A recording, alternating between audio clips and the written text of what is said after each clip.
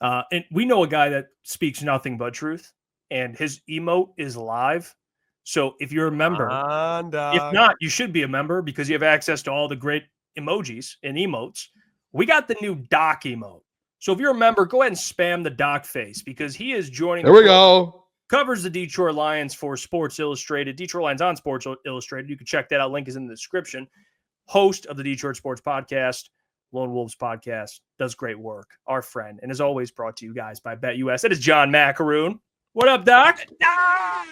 It's a beautiful Wednesday. Thank you guys deeply. I'm humbled. I love it.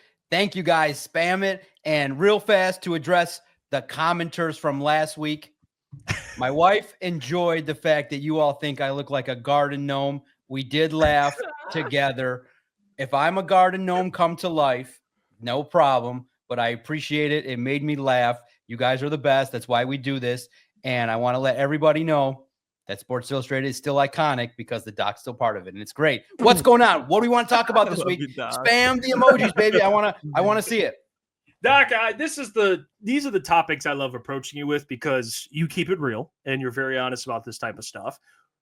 You've seen Twitter. You're lurking, Doc. All the people going back and forth over this Myles Garrett stuff, and the boys are all on alignment. To me, this isn't even a back and forth discussion. It's simply, I think, very, very direct, very clear. It should be unanimous. You get the best defensive player in football, Doc, you sign me up. What do you make of the back and forth, the trust Brad, he would never, versus getting Myles Garrett? What side of the fence are you on? Where are you at, Doc, with it all? Man, no, GM Doc says you make the calls. The problem is you make the calls. It's a home run situation. This player makes you instantly a Super Bowl caliber football team, the favorite going into 2025, no doubt. I mean, look, think about it. Just think about it from a football perspective that clearly every offensive coordinator is going to want to double Myles Garrett, or he's going to wreak havoc. That's just going to open things up for Aleem McNeil, who will get double-digit sacks, and then Aiden Hutchinson will clearly get north of 17.5 sacks. You just make everybody so much better. But here's the problem. Look, it's fun to talk about. I hope that there are serious conversations about the Lions being significantly, in the mix for deals, making an offer. You got to put it out there, but it's just going to be so costly. I mean, you're probably looking at realistically 2 firsts, a day 2 pick, and a player, because that's probably what, the going rate's going to be for a bidding war that's going to go down for one of the great players. And I think the Browns are going to play it perfectly. They've already started by saying, we're not going to trade him. It's going to be tight. It's going to be really, really tough to outbid teams that have a little bit more capital, because here's part of the reason you're a good football team. Your first round pick is going to be number 28 to 32, probably for the next couple years. Worse teams can make maybe better offers. So we'll see where Myles Garrett lands up. I hope that the Detroit Lions are in the mix. They need to be, right? We said it all year. When Aiden went down, you tried with Zadarius Smith, but the pass rush was not good enough in the postseason to get the job done. So you upgrade, you make the move. And for all those that maybe are Michigan fans or went to Michigan, you do not include Aiden in any deal for Myles Garrett. It's picks and players, but 97 must stay in Detroit for those Michigan folks that think that you ship off 97. What's going on, guys? I interrupted the Doc to tell you about the sponsor of today's video, and that is BetUS. And the Super Bowl is this Sunday. And with that being said, you can head over to BetUS and bet on the coin toss. Yes, you can. And that's what makes betting exciting. And for me, I'm going to bet on the Kansas City Chiefs to win the coin toss. I'm going to go ahead and throw 50 to win 47-62, minus 105. I like the odds there. Give me the Chiefs to win the coin toss. It's not just the spread. It's not just the money line. It's not just the overs or unders. You can bet on the coin toss. Remember, always gamble responsibly. And this is the good thing about BetUS. And I'll tell you guys this. You go ahead, you use the code YouTube150. They'll match your deposit up to $2,000, 150%, and then 125% on your second and third deposit. So get over to BetUS. Have a blast this weekend, but always remember, gamble responsibly and never gamble anything you're not only willing to lose. So let's get back to the video with the Doc. Yeah, hey, Doc, I want to bring up, because I think literally the day after we had you on the show, I think I was looking at it 5-6 days ago. I think it was last Thursday. The news broke, but David Shaw, being the pass game coordinator here in Detroit, First, I want to see your thoughts on David Shaw, because we think, and at least I'm speaking for the guys here, they could tell me if I'm wrong. We loved the hire. And I had mentioned, I think it might have been the best hire by Dan Campbell out of all of the coaching staff that he had outside of the guys he brought back. I think it was the best hire he made based off of the credentials of David Shaw and kind of around the NFL. Everyone loves him. The David Shaw hire, and then also, Doc, I just want to get your feelings now that the staff's almost built outside of the wide receiver coach. What are your thoughts on the staff as a whole as well? Yeah, and your chat has it perfectly real fast. Look, at this point in time, many people and pundits believe that the picks that the Lions are going to have are going to maybe even struggle to make the team. The team is set in regards to a lot of spots. So I know we're all used to the rookies starting and contributing, but the 24 class really outside of Terrion didn't do a whole heck of a lot. There's more of a developmental track. So I'm all about F them picks. Get stars. You're there. You are a playoff team. You're in the mix. Make the push. And I know general managers don't want to kind of put themselves out there, but 2025 should be the year, because when you start looking at the 26 cap, it's going to be a little tight with all those contracts escalating. So you want to take a big swing, and having a coach with a lot of experience in David Shaw. Look, he got the training with the Broncos. So clearly that means Sean Payton gave and signed off on David Shaw. But look, his experience. He's been a winner everywhere. The work that he did in Stanford. I know the thing that kind of, and we talked about it on Doc and Jock, that's going to come out tomorrow, episode 601. My co-host said, look, it's kind of weird that David Shaw is the passing game coordinator when his offense is kind of our really stout and prolific running the football. But I look at it like from the perspective of coaches adapt.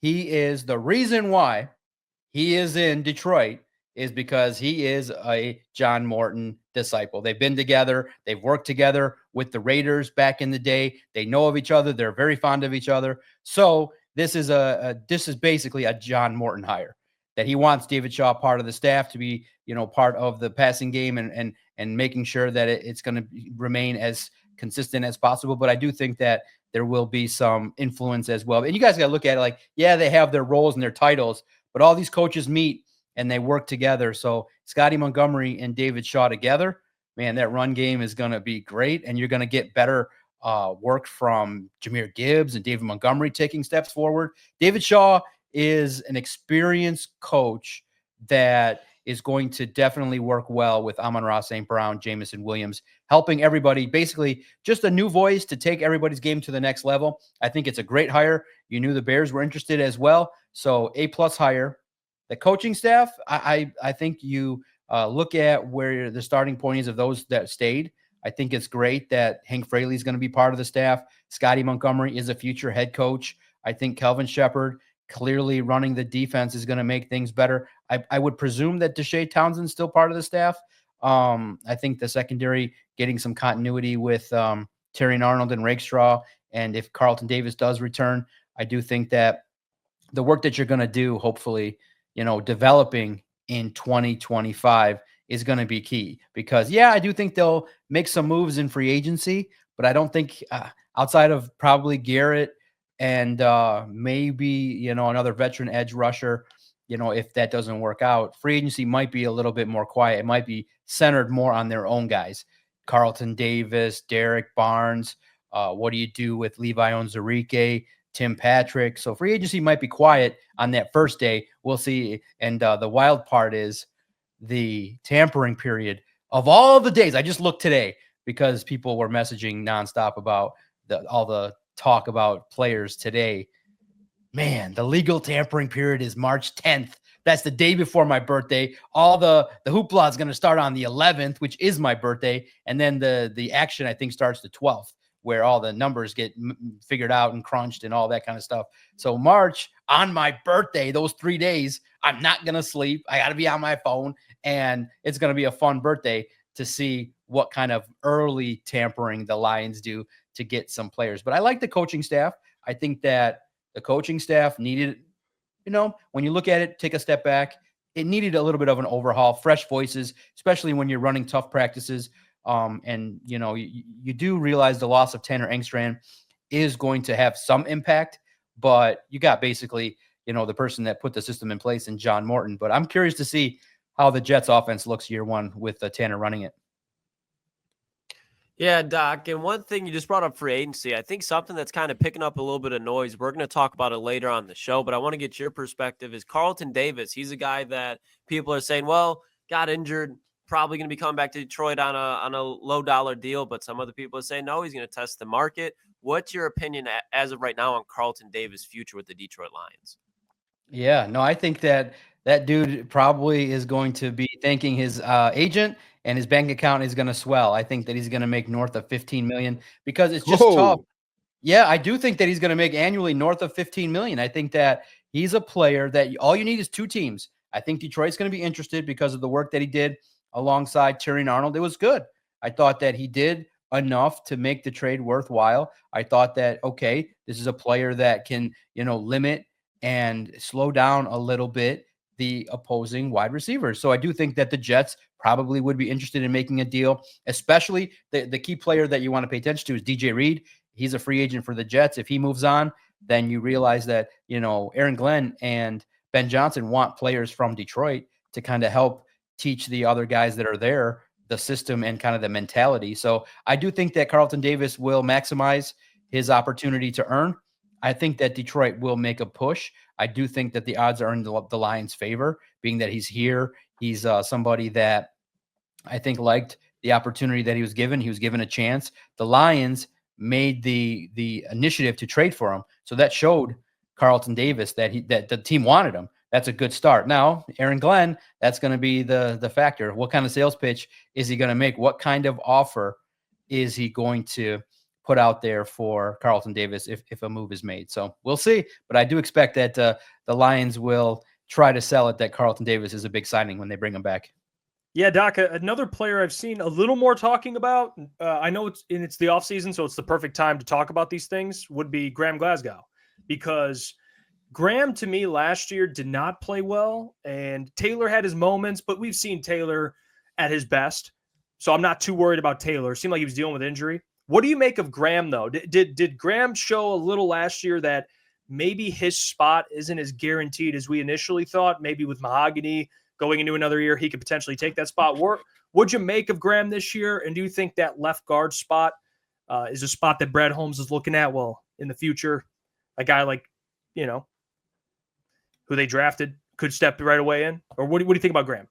Yeah, no, I thought that when you look at the numbers, and now at Lions on SI, we are putting together the yearly review. I think we hit quarterback and running back. The offensive line, was touted as being the best in the NFL, but against the biggest foes, the best opponents, the offensive line struggled. Most notably, Graham Glasgow's grades and numbers, he was basically statistically after week 11, 12, one of the worst left guards graded in the whole league. That's not good. So he took a dip. Now, the tough part is the determining factor of how much did the injury contribute to the lack of production and the decline in play. I think it's a good part of it. I think that at least the very least they're going to keep him on the roster, but his position's shaky. And I think that the Lions can upgrade that spot, whether they decide to keep Mahogany there and bring back Zeitler. That'll be intriguing to figure out, something to monitor. But yeah, you're going to pay attention to the likes, and that's why I thought that Vito's column was very much, I think, in line with the theory of, what's important? Development. You got Colby Sorsdahl. You got Coyote Awosika, who they like. You got Giovanni Manu. You got offensive linemen that you also could bring in via the draft that will compete. And I think that Christian Mahogany, you would presume if you move on from Zeitler, that he moves to the right side, and then you have a competition and you find the best left guard. And maybe you start off with Graham Glasgow, but you work in one of the young guys or a draft pick. But there's opportunities to upgrade. And unfortunately, Graham Glasgow got beat pretty much on that fumble, and it was bad. It was not good. The more you watch it, you're just like, oh my God, he's probably so upset to see the film of the game against the Commanders. Jared Goff, part of the reason that Goff had an awful game was the offensive line gave up a lot more pressures than they would have liked. That's not championship play. And one of the early articles we wrote after the loss was that when the Lions counted on the trenches the most, they flopped. Yeah, Doc, I do want to bring this up. We had a segment the other day. I think it was actually yesterday we talked about it. And it seems like every year, obviously, like last year, the conversation a lot was, hey, do you go get a wide receiver to replace Josh Reynolds? Obviously, Tim Patrick, a free agent, was on his last year of his deal, and we had the conversation if you should look at bringing in a wide receiver, a younger wide receiver. Want to get your thoughts on that, like through the draft. My argument on it, Doc, hey, go get someone in the 3rd, 4th round. Brad's had success. He's drafted 3 wide receivers, and the 4th round one turned out pretty well, and the one in the 1st round starting to come into his own now with JMO. So like my thought process was, hey, go get another wide receiver, whether you bring Tim or back or not. You still have a young guy there from the 3rd, 4th round who has more skill, than an Antoine Green out of the 7th, and you're able to build off a rookie deal there. Are you on that side, or kind of where do you fall when it comes to that Tim Patrick kind of position and getting another weapon in the draft here? Yeah, look, I do think that Tim Patrick, I don't think his numbers matched exactly what Jared Reynolds could bring to the table, but I do think that he was emerging. And I think that that's probably part of the benefit of having John Morton is if you bring back Tim Patrick, I think that the continuity could benefit. But yeah, I would think that the big-bodied receiver, the extra traditional X, would suit this offense with some competition. The Lions always seek competition. I think that DPJ was disappointing in that he spent the whole year on the practice squad, never really made an impact. You had Allen Robinson on the roster. So I do think going younger at that spot would be advantageous. But look, at this point in time, you would expect the Lions offense to be very expansive with Jared Goff. The calls are so integral. And if you have one miscommunication, that can be a pick. So I think that you bring one in, you develop them, but I think you go with pretty much outside of a couple of tinkers, maybe another tight end to compete, but outside of left guard and tight end, your offense is pretty set, ready to go. You're just looking for advancements, tweaks to make them, continue to play at a high level. I think you need to involve Sam Laporta more. You get, Jahmyr Gibbs more of a focus. And I think that this offense is going to continue to purr. So yeah, I can't wait to start diving into the wideouts right now. I think everybody, myself included, we're just diving in to the edges and looking at defensive linemen that look good. And I think pretty soon here, probably for me, it'll probably be Thursday, tomorrow, Friday, as I have more time, we'll start diving into the offense. But right now, I think the priority when you look at the draft, defensive line, those edges are deep. And also too, this is one of those weird classes where it works out good for the Lions. Deep class along the offensive line, you'll start to see more names come out that are really stout and proficient. And the defensive line class, my goodness, there's some great edge rushers the Lions can get at 28 and even in later rounds as well. You start to see as the mock drafts kind of flush out. It's a pretty nice class for the Lions to kind of dig in to restock some needs. And you can get them later in the rounds too. If you want to give up a first round pick for Garrett or somebody else, you will be okay to F them picks this year. It's not a big problem. Oh, that's a big statement there, Doc. No doubt. Facts. You don't need, listen, guys, the offense is set. You need to tinker with the defense. And it's one of those deals where I was so like, okay, I'm over the sad phase. I'm excited to watch the Super Bowl, to pick at what the great teams do. But the Lions are right there. They're in the mix. And when you're in the mix, you're still in a much better spot than the Browns. Could you imagine if Aiden Hutchinson came out there and was sitting at 15 tables and was just sitting there going, yeah, I want to leave. That used to be the Lions' MO, was just people talking about how bad it was. Now you're in the mix. Now we're just talking about fine-tuning a couple spots, executing better in the biggest games. You're right there knocking on the doorstep. And with a couple changes, and I know Dan Campbell's is going to be, frustrated with all those injuries, knowing that the opportunity was there to finish the story in New Orleans. But SoFi sounds good too. So let's make the push for SoFi, and I think the Lions will be there. This year, having all those injuries and still winning gave the team a lot more perspective, and I think they're ready for the push. And look, you test Brad Holmes, and he'll come out, I think, with he'll ace the test, and he'll bring in free agents, maybe not as big as stars as I would want, but I think they'll find a class in the draft and in free agency that's going to get this football team at least to double-digit wins and another crack at the Super Bowl next year. 25 is a big year for the Lions. Doc, I know they just asked about Graham and Tim Patrick, but just to kind of keep the free agent questions going, a guy that we had high expectations for, unfortunately, dealt with the injury bug again this year. Ife Melifonwu, what is your opinion on his future with the Detroit Lions as well? That's a tough one, right? I mean, He looks like a Brad Holmes special, right? You know what I mean? In regards to somebody that's hurt all the time but got potential. I'm a little disappointed in what his season ended up being, but he's got potential. So it's one of those deals where it's going to be tough it's going to be a tough decision, right? I look at that decision and I say, does that have an opportunity for him to come back? So we'll see. And again, you guys are right. Then I definitely look at the stadiums that I got biased there. The next year's Super Bowl is in Santa Clara at Levi Stadium. Man, I don't want to go there. But you could avenge some losses. I want to go to SoFi. That's my vision has always been SoFi. I have never been there, and everybody that goes there says it's great. So, man, I don't want to go to Levi Stadium. Gosh darn it, you chat. You could just let me tell fake stories, but you better lock Doc. You better lock your car out there. Yeah, no, right? I don't want to go there. I don't want to too. go there. I don't want to go there at all. But you know what? The handsomer I look, maybe I'll be treated with a king's welcome. You never know. I'm handsome. I could fit a certain demographic there that might take care of me. You never know. I'm all for it. I'm all for anybody that wants to show me around Santa Clara. We'll see if it changes up a little bit in 12 months. We'll see how it all changes out. But you guys, popped the balloon. I was thinking SoFi for such a long period of time. But you know what? In the end, that's the site. Again, that's the site of another, the universe. Maybe the site of the toughest Lions loss is Levi Stadium. So maybe you get to finish the story there. So we shall see, as we turn the page. But yeah, that's a tough decision, guys. If Atu was talented, it's one of those deals where you don't ever want to see a guy that you give up on go shine somewhere else. And I truly believe he would be somebody that Aaron Glenn would call. They have a close relationship. They've talked a lot. So it's a tough call, but I think he ends up, unfortunately, going somewhere else because you just can't. The best ability is availability. And how are you going to sign a guy to what value that plays 3 games a year? That's what he's contributed for you. So I think you just say, you know what, you get a fresh start somewhere else. You hope that he goes to the AFC so he doesn't end up, but I will say this.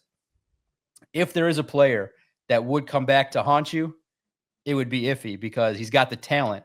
The problem is I am of the opinion that, Brad has not taken a lot of heat for Emmanuel Mosley, for Ifeatu Melifonwu, for Marcus Davenport. You knew these guys were injured, and yet, and it's Rakestraw. His rookie year is a wash. He struggled with injury at the tail end of his last season in college. You draft, you need guys that at the same time that at least in 2023-24, a lot of the guys that you took risks on, hoping that would not get hurt, they got hurt. So Ifeatu Melifonwu, may end up being that overcorrection, but he's got a chance, unfortunately, to succeed somewhere else. But for whatever reason, some players just in some spots, their first go around, they just always get hurt. So I think he ends up because you got Branch and Kirby Joseph, and you could probably just get another young developing player in the draft. So tomorrow, Coach of the Year. It's official. We'll get to find out who's winning it, Dan Campbell or Kevin O'Connell. Where are you at with the doc? Because we're going to talk about it later in the show. But do you think Dan has it's locked up, or do you think it's going to be closer than people think? Where are you at with Coach of the Year? I would have to think Dan Campbell's right in the mix, right? How are you going to give it to Kevin O'Connell? I think the last game was the game in which I thought it was kind of determined heavily. Many people could look at it and say Kevin O'Connell had a nice run with the Vikings based on expectations, but the closest competition probably maybe Dan Quinn if it's not Dan Campbell. But I just look at it like 15 wins in the regular season. You see all the injuries. That has to be a huge factor for voters saying, wow, you had, and plus that long winning streak right there gives them a close chance. But, I know a lot of people would vote Quinn as well. So it's going to be, one of those deals neck and neck. But you just look at just on paper. Dan Quinn, first year, I understand getting the Commanders back to where they need to go. But you also look at what Dan Campbell had to go through. All those injuries, you lose literally your best player, your franchise defender in Aiden Hutchinson, and you still go on the midst of a nice winning streak. So I think that at the end of the day, we get to see Dan Campbell win the award. And that's probably, maybe Jared Goff in the mix for Walter Payton Man of the Year would be nice as well. But that's more of a long shot. No chance for Goff to win the MVP.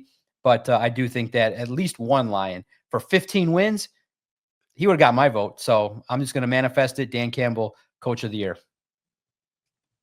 Doc, how are we thinking about the Super Bowl? What side are we taking here? What are your thoughts on this whole Super Bowl? You've had a couple weeks now to think about it. Where are we going with that? Yeah, I love it. I'm watching it. I'm going to enjoy it. I'm going to order up a bunch of food. I'm going to enjoy it top to bottom. It's my favorite day of the year. Wake up, and then you just watch the 6-hour pregame. The commercials will be fun to always talk about, to see how bad the marketing people do. This game's going to be close, very competitive. I think that you look at it, Saquon Barkley is an X factor. I love what he brings to the Eagles. Jalen Hurts can go toe-to-toe with Mahomes. I think that he's got good chemistry with Smith and A.J. Brown. I love the defense of the Eagles. It's one of those deals. Will the officials overcorrect because the eyes of the world? I mean, first and foremost, how guilty do you got to be to put out a statement and saying it's preposterous that you guys think we're all cheating against the Chiefs? That was crazy to see that official statement from the officials. But maybe with all the eyes of the whole world on the officials, maybe they're a little bit less likely to be favorable to the Chiefs. So maybe a couple calls go the Eagles' way. But in the end, I'm of the opinion whoever has the football last wins the game. I think it's going to come down to the wire. It's hard to always bet against Mahomes, but I think that the better football team is the Eagles.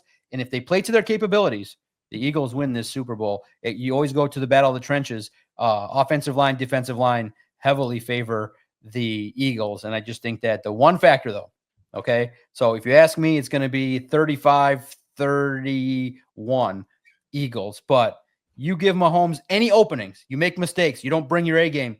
Jalen Hurts has a couple of turnovers.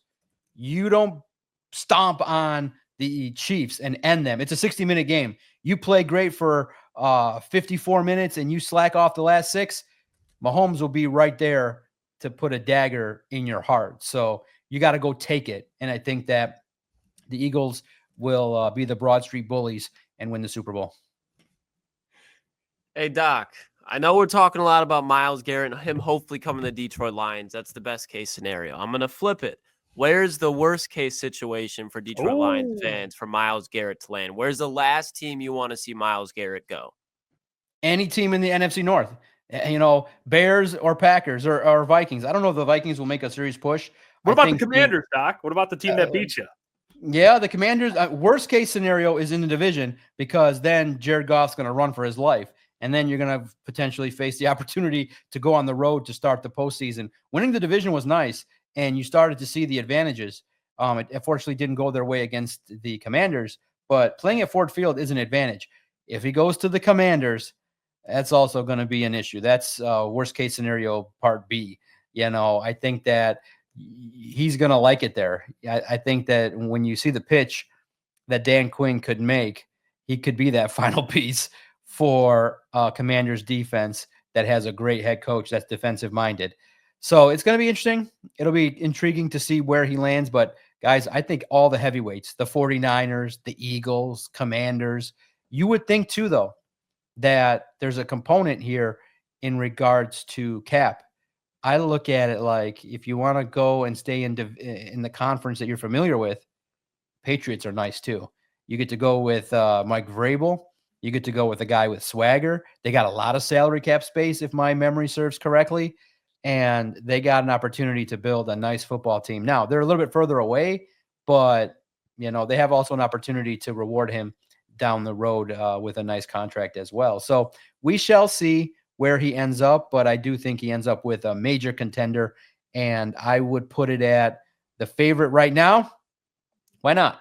The Detroit Lions, baby. Brad Holmes is going to make the ultimate push. He knows that's the guy. I mean, you literally do not have the opportunity to make a push for a world championship. And I think that once he sees the attitude, and hopefully There's only one other addition that gives the Lions a little bit of an edge. I don't know. I never asked, but hopefully Zadarius Smith is like, this is football heaven. Makes the recruiting pitch for Myles Garrett to come. And let's reunite Zadarius Smith and Myles Garrett, and let's see what happens. So, Doc, I know you're the right person to ask these types of questions because it's a difficult question. And I think it's a question that fans don't want to think about, but I'm going to give you a hypothetical here, which could happen. We'll see. But the Lions have guys they're going to have to re-sign in the next couple of years. Okay, you have big contracts going out to guys like Hutch, Kirby, Brian Branch, Sam Laporta coming down the pipeline, Jameson Williams. If it was the Doc, A, do you believe Brad can really find a way to keep everyone? And B, if he can't, who's the odd one out of the group, Doc, in your opinion? Yeah. Talking from a GM perspective here. Yeah. GM perspective. That's my perspective. Look, no, you cannot keep everybody. I think that you value Aiden. He's going to make $35 million. The other problem is Myles Garrett could make 50. So you're going to invest $90 million on your defensive line. Why not? It's worth it. I think. And then with Aleem, that takes it north of $100 million. But I think that it's all going to be predicated on, look, if they make a big splash and it's Myles Garrett, you probably are going to have a tough conversation about J-Mo and Brian Branch. Those will be the tough ones because there'll be competition. So the toughest part is not knowing what you're going to offer them. I think the Lions will make respectable offers to everybody. Kirby, the organization loves him. So he's getting paid. He is getting paid. He's a ball hawk. You don't let guys that can get you 10 interceptions a year, every year, you don't let them walk out the door. Kirby represents everything the Lions are about: swagger, nastiness, and gets interceptions. So he's getting a contract. Now, Brian Branch, I think he's got to do a little bit more. His second half of the year, I thought he tailed off a little bit, a couple more penalties that he would like, and had some moments where I thought he got some communication issues. The film will dictate that he had a good year, but not, I think, the year that I think he's going to have in 25. He'll definitely rebound with the competitive nature that he's got. Wide receivers are tough because you're going to see, potentially, Jameson Williams. When you start to decide if you wait, it's just going to cost you more. It could get north of $30 million a year. So there's a thinking maybe you lock him up now, but you have flexibility. You can just play him on the 5th-year option, so you can extend it out before you make a decision. I'm always of the opinion, as the general manager minded thinking podcaster, you can replace wideouts pretty much easier than ball hawking safeties and cornerbacks. So I think that the toughest decisions will end up being Jameson Williams, Brian Branch, this year, Derek Barnes, those kind of guys, Levi Onwuzurike. But no, it's not possible to pay everybody. And here's why. First, it starts with your coaches, and then it starts with your players. When you have the grit mentality, you're a winner, and you have the secrets of an organization that, hey, was great on offense and great on defense and did some things and had some ability to have success, coaches and general managers look to those kind of players. So it would indicate that some of the Lions are going to start getting some fat free agent offers elsewhere. And pretty much most players like when the offers come out in their favor at a high rate. So I would expect that their bankrolls are going to grow. Some will be in Detroit, some won't. But guys, it's okay. I know everybody that's a fan online, their answer is always, but what about all these guys that we could lose? One Super Bowl before I die, and I don't care if they fall off the map for the rest of all time. But I'm of the opinion that when you have the ability to evaluate talent, when you have the ability to establish what you want in a player, you can go find it. I think the Lions could win a Super Bowl, maybe compete. I don't care. My personal opinion, I don't care about sustained success. I feel like that's code for let me stay and not have to put my nuts on the table and declare when we're going to win. This is the year that Brad Holmes has to cash it in, because I don't want to be the Bills. I don't want to be the Steelers. I don't want to go multiple years where you don't get to the Super Bowl. I think now you have to ascend to the point where you compete to win the Super Bowl. Otherwise, blow it up and start over until you can decide that you can consistently try to get to the postseason and win. I think the Lions, in the past, when they would fall off, they'd fall off for a decade. Now, if you win a Super Bowl, let's say in 25, you can slow it down a little bit. 26, you can kind of, compete, but maybe don't have to win it. And then you get back at it in 27, 28. Like, I think that there's going to be, in my opinion, multiple windows with Brad Holmes. But at first, you got to satisfy the need. This fan base has never experienced the Lions in the Super Bowl. So it's a different position than other teams. This has never, ever happened. The Lions have never been in the Super Bowl. So get that out of the way. Do what you can. And I think I have personally more respect. This is what was my real thesis of the podcast tomorrow. I would have more respect if they took a swing and said, all right, let's go get a Myles Garrett. Let's go get a T. Higgins. Let's go add as many talented players as possible. 3-4 more players that are all world to this roster. And 25 gives you the chance. And I don't care if 26, you got to lop off some guys because of the cap. You took a swing. You took the swing. And unfortunately, we have to say it, and it hurts to say it, but at the trade deadline this year, Zadarius Smith was okay, but not the move that you needed to make. You needed to swing harder. You needed to get Trey Hendrickson. You needed to figure out somebody else that could have come here and get you over the hump. It didn't happen. Could you handle it again in 25? I can't. No way. I'm not patient. I'm not trying to sit here. I don't care about sustained success. I mean, because in my opinion, and this will be the thing that upsets everybody, you only have sustained success in the NFL. And history will tell you, sustained championship success is if you have the best 1 or 2 quarterbacks in the world, and you don't have that. You don't have Mahomes, you don't have Lamar, you don't have Josh Allen. So you're not going to be a 4, 5, and 6 year Super Bowl winning team. You're going for 1, and then you start all over. That's just the facts. Damn. Doc, I just said it the other day. I love that you said that. All right, go ahead, Boone. I just say, Doctor, one of your points there. I don't know if I'm frozen or not. It looks like I am. You're good. Just with all the contracts and everything, we haven't really seen it from Brad, but like franchise tag, like that comes into play. Do you think Brad ever looks into that with some of these guys, especially with you really do start getting into these contract conversations with the way he's drafted? That's got to come into play at some point, correct? Yeah, 26. The cap tightens because all those contracts from first Panay and Amon-Ra and Goff, they start hitting escalators. I think one of the chat can, because I know I laughed. At one point, Goff's cap number is $69 million.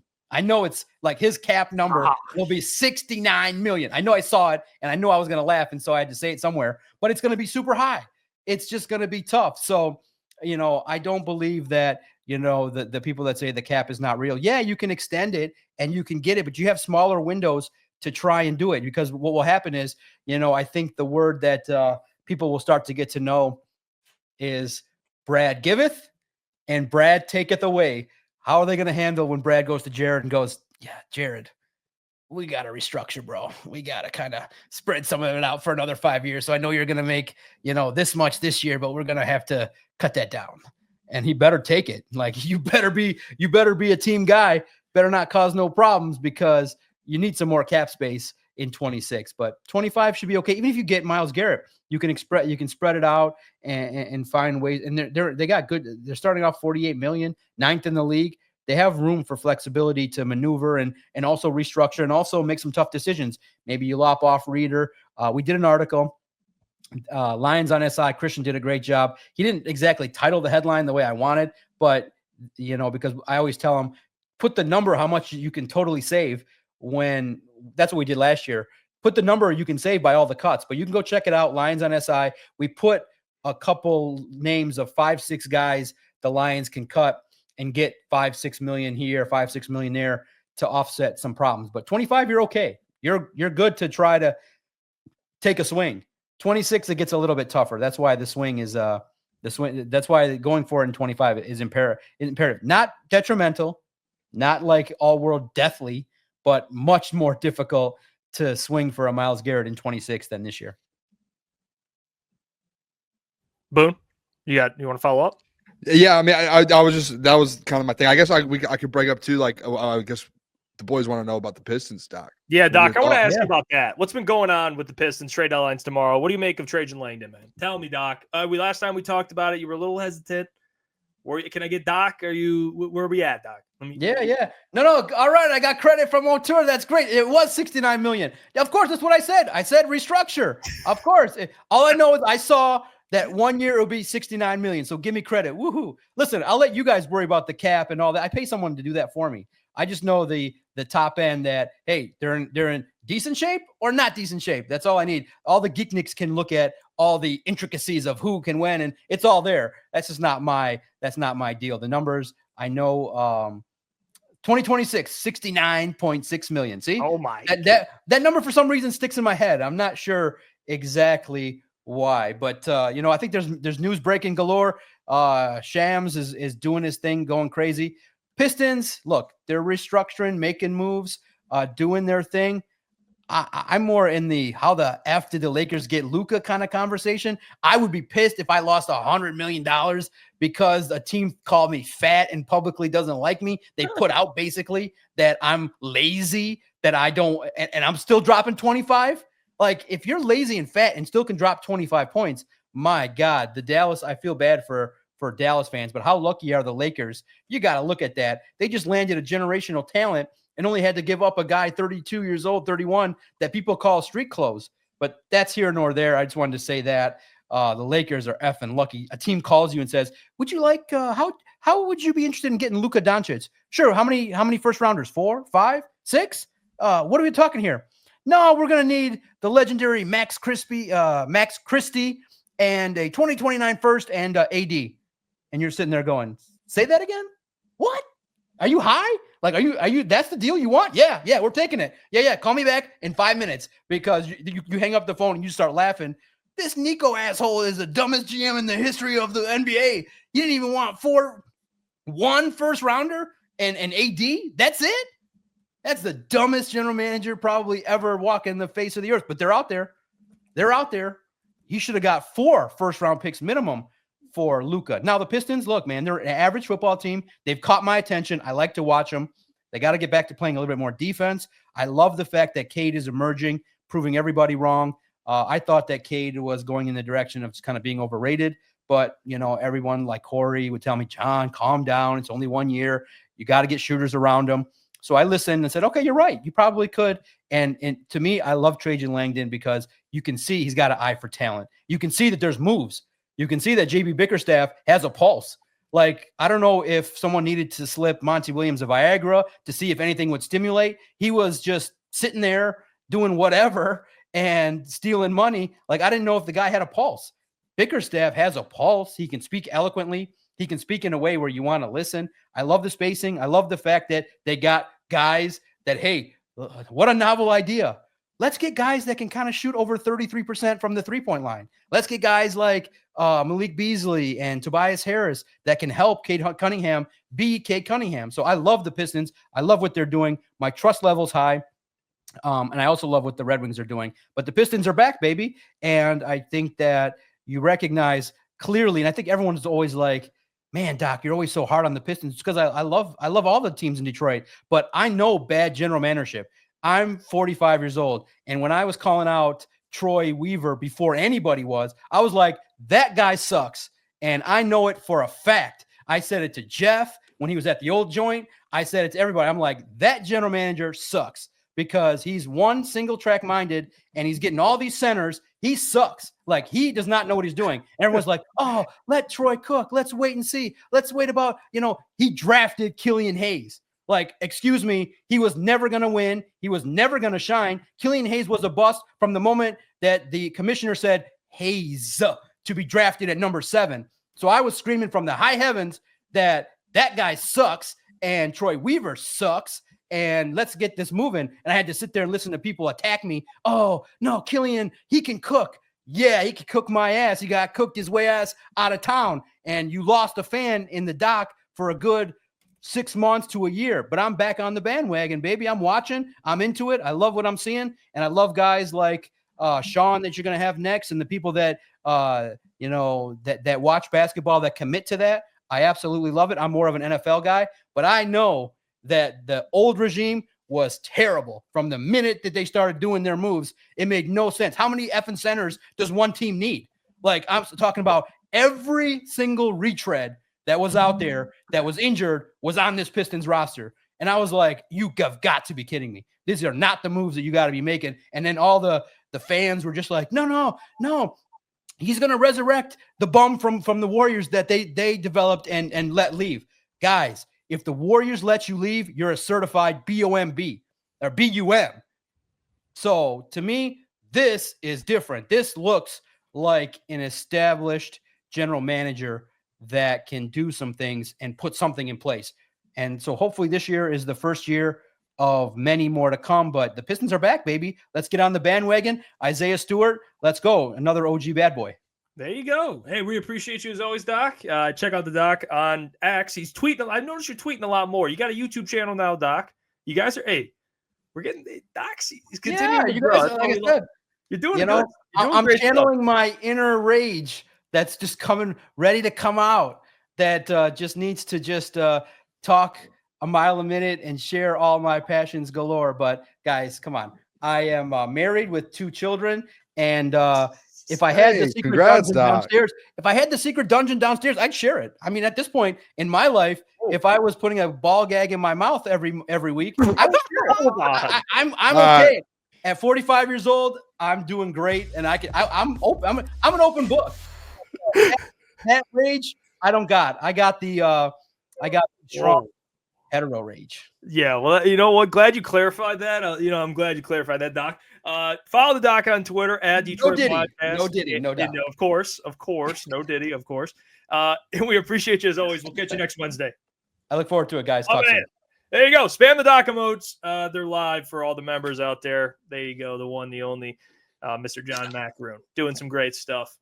Let me get that. And also, as always, brought to you guys by BetUS. Hey, what's going on there? It's Jeff Iafrate. Appreciate you for finishing the video. You can check out one of the videos here suggested or show support by commenting, liking, and subscribing. And buy your merchandise, officialctsports.com.